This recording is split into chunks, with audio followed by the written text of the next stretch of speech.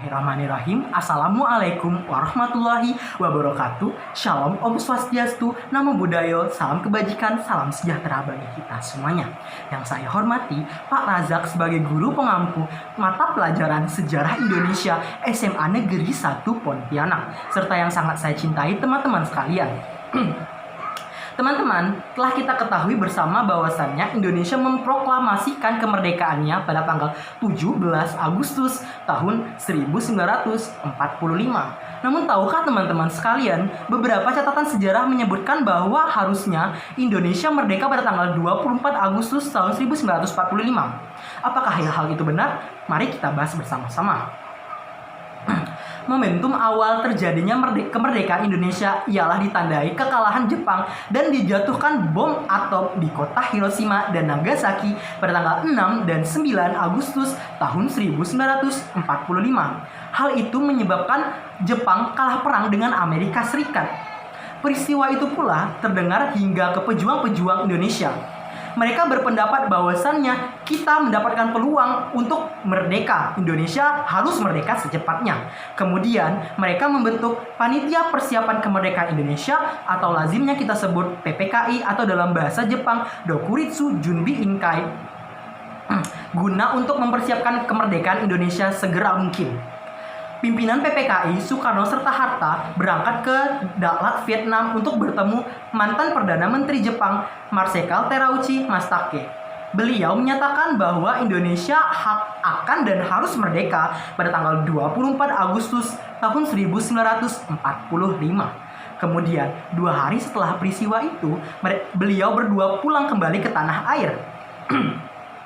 Pada tanggal 14 Agustus tahun 1945, golongan-golongan muda menguping dari radio BBC bahwa Jepang menyerah tanpa syarat kepada Amerika. Hal itu membuat golongan muda menggebu-gebu bahwa kita harus merdeka secepatnya. Hal itu terdengar dengan golongan tua dan menyebabkan perdebatan pada kala itu. Golongan tua menganggap bahwa kita tidak perlu terburu-buru untuk memerdekakan Indonesia karena apabila terjadi sesuatu yang fatal, kemungkinan besar Indonesia belum siap untuk berperang kembali kepada Jepang. Namun golongan muda berpendapat juga bahwa kita harus merdeka dengan jerih payah keringat kita sendiri.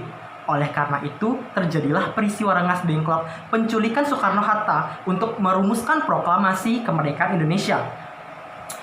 Laksamana Takashi Maeda mengutus Ahmad Subarjo yang kala itu bekerja di bawah pimpinan Dinas Kaigun untuk menjemput Soekarno-Hatta dan membawanya kembali ke Jakarta untuk memastikan dan menjamin bahwa Indonesia akan merdeka pada tanggal 17 Agustus tahun 1945.